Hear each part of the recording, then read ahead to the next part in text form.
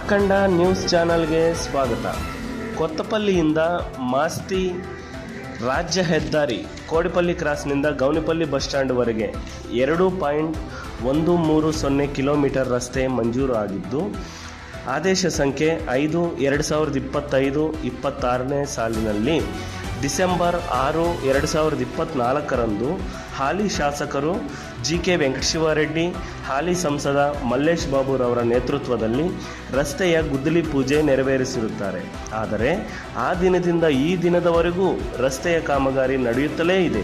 ಸಾರ್ವಜನಿಕರಿಗೆ ತೊಂದರೆಯಾಗುತ್ತಿದ್ದು, ಈ ಕಾಮಗಾರಿಯ ರಸ್ತೆಯ ಒಂದು ಭಾಗದ ಕಡೆ 350 ಮೀಟರ್ ಚರಂಡಿ ಕಾಮಗಾರಿ, ಒಂದು ಕಡೆ 125 ಮೀಟರ್ ಇದರಲ್ಲೂ ಕಳಪೆ ಕಾಮಗಾರಿ ಮಾಡಿರುತ್ತಾರೆ ಹಾಗೂ 3 ಮೋರಿಗಳನ್ನು ಮಂಜೂರು ಮಾಡಿದ್ದು, ಆದರೆ 2023-24ನೇ ಸಾಲಿನಲ್ಲಿ ಸಂಬಂಧಪಟ್ಟ ಅಧಿಕಾರಿಗಳು ರಸ್ತೆ ಸರ್ವೆ ಮಾಡುವ ಸಮಯದಲ್ಲಿ ಗೌನಿಪಲ್ಲಿ ಬಸ್ ಸ್ಟ್ಯಾಂಡ್ನಿಂದ ಕಾಸಿಂ ಸಾಬ್ರವರ ಮಿಷನ್ ಶೆಡ್ವರೆಗೆ ಎಡ ಮತ್ತು ಬಲ ಬದಿಗಳಲ್ಲಿ ಚರಂಡಿ ವ್ಯವಸ್ಥೆ ಇಲ್ಲದೆ ಅಜ್ಞಾನಿಗಳ ರೀತಿಯಲ್ಲಿ ಅನುಮೋದನೆ ಕೊಟ್ಟಿರುವುದು ಸಾರ್ವಜನಿಕರ ಆಕ್ರೋಶಕ್ಕೆ ಗುರಿಯಾಗಿದೆ.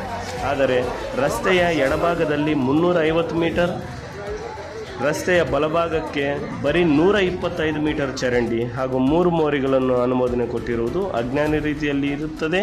ಆದರೆ ಬಸ್ ಸ್ಟ್ಯಾಂಡ್ನಿಂದ ರಾಮತುಲ್ಲಾ ಬಟ್ಟೆಯ ಅಂಗಡಿಯ ಮುಂದೆ ಚರಂಡಿಯನ್ನು ರಸ್ತೆಗಿಂತ ಎತ್ತರ ಕಡಿಮೆ ಮಾಡಿದ್ದು, ಇದು ಅನುಮಾನಕ್ಕೆ ದಾರಿ ಮಾಡುವಂತೆ ಆಗಿದೆ. ಸಂತೆ ಮೈದಾನದಿಂದ ಕಾಸಿಂ ಸಾಬ್ ಶೆಡ್ವರೆಗೆ ಚರಂಡಿ ವ್ಯವಸ್ಥೆ ಮಾಡುತ್ತಾರೋ ಇಲ್ಲವೋ ಎಂಬ ಅನುಮಾನದ ಪರಿಸ್ಥಿತಿಯಲ್ಲಿ ಇರುತ್ತದೆ. ಈ ರಸ್ತೆಯು ಸುಮಾರು 6 ಕೋಟಿ ರೂಗಳ ಕಾಮಗಾರಿ ಆಗಿದ್ದು, ಕಾಮಗಾರಿಯನ್ನು ಸುಮಾರು 10 ತಿಂಗಳಿಂದ ಕೆಲಸ ಮಾಡುತ್ತಿದ್ದು, ರಸ್ತೆಯಲ್ಲಿ ಸಾರ್ವಜನಿಕರು ಓಡಾಡಲು ಧೂಳು ಮತ್ತು ಜಲ್ಲಿ ರಸ್ತೆಯಲ್ಲಿ ಎಷ್ಟೋ ಜನ ಬಿದ್ದು ಕೈಕಾಲುಗಳು ಗಾಯಗಳು ಮಾಡಿಕೊಳ್ಳುವ ಪರಿಸ್ಥಿತಿ ನಿರ್ಮಾಣವಾಗಿದೆ. ಈ ರಸ್ತೆಯು ಇನ್ನೂ ಎಷ್ಟು ತಿಂಗಳು ನಡೆಯುತ್ತೋ, ಯಾವಾಗ ಪೂರ್ಣಗೊಳ್ಳುತ್ತೋ ಎಂಬ ಒಂದು ಆತಂಕದಲ್ಲಿ ಸಾರ್ವಜನಿಕರು ಶಾಪಗಳು ಹಾಕುತ್ತಿದ್ದಾರೆ.